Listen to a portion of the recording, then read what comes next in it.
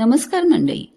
बुद्धिमत्ता, नीतिमत्ता आणि मानसिक वृत्ती या 3 गुणांना ज्ञानाची जोड मिळायला हवी.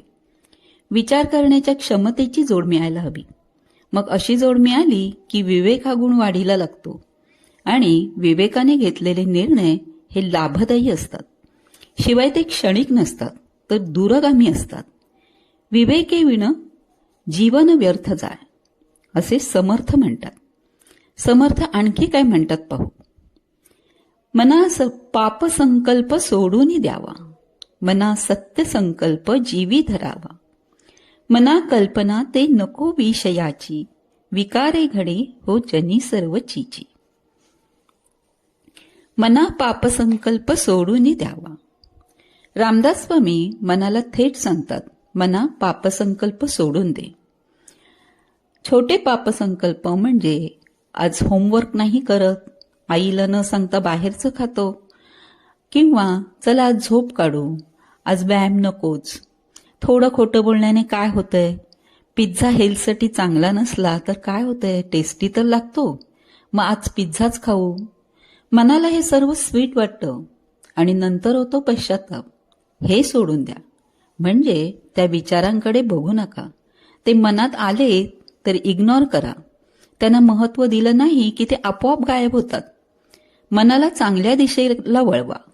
रोज थोडं थोडं स्वतःला सुधारा. कोणतंही पाप घडताना ते प्रथम मनात येते.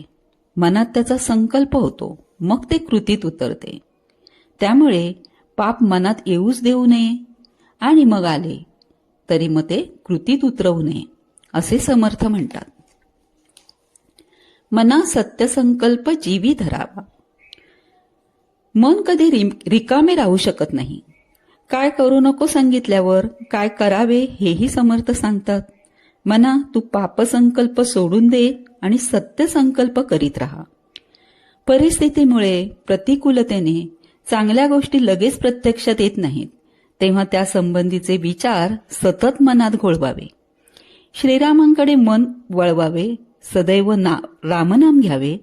हळूहळू मन निग्रही होते आणि मग आपल्याकडून चांगले कार्य घडते. मना कल्पना ते नको विषयाची. माणसाचे मन, बुद्धी, शरीर यांच्या काही अपेक्षा असतात, गरजा असतात. मर्यादित अपेक्षांची पूर्ती करणे व्यवहार्य आहे, परंतु मोहाने ही मर्यादा नकळत ओलांडली जाते आणि वासनेने माणसाचा अधप्पात होतो. भागवतात आत्मदेवाचा पुत्र धुंदुकारी ची कथा सांगितली आहे. वेश्यागमन करणारा धुंदुकारी वेश्यांना प्रसन्न करण्यासाठी चोऱ्या करू लागला. एकदा त्याने राजवाड्यात चोरी केली व ते धन वेश्यांना दिले.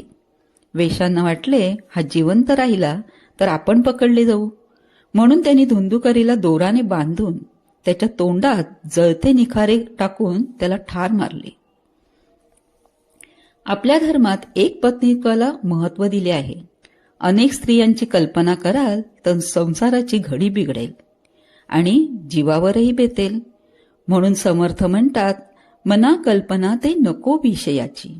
विषयाची कल्पनाही करू नका, कारण ती कृतीत उतरायला वेळ लागत नाही. विकारे घडे हो जनी सर्व चीची. समर्थ रामदास स्वामी म्हणतात की जिथे विकार असतात तिथे जे काही घडतं ते सगळं चीची म्हणजे लाजिरवाणं, गलिच्छ आणि मनाला नापसंत असतं. मनातले विकार म्हणजे काम, क्रोध, लोभ, मत्सर, दंभ, अहंकार हे मनात आले की माणूस काही एका मिनिटात नॉर्मलपासून चिची मोडमध्ये जातो.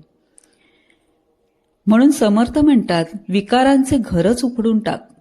मन स्वच्छ ठेव, अन्यथा तुझ्या कृती, व्यवहार, बोलणे सगळंच चिचे होईल.